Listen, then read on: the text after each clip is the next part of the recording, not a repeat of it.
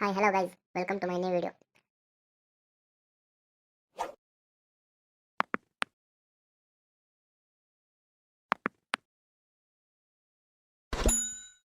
Hi friends, ನಿಮ್ಗೇನಾದ್ರೂ ನನ್ನ ರೀತಿಯ ವಿಡಿಯೋಸ್ನ ಎಡಿಟ್ ಮಾಡ್ಬೇಕಂತಿದ್ರೆ ನೀವು ಜಸ್ಟ್ ಏನು ಮಾಡಬೇಕಾಗಿಲ್ಲ, ನನ್ನ ವಿಡಿಯೋ ಕಮೆಂಟಲ್ಲಿ ಬಂದ್ಬಿಟ್ಟು ವಿಡಿಯೋ ಎಡಿಟ್ ಮಾಡಿಕೊಡು ಅಂತ ಕಮೆಂಟ್ ಮಾಡಿ.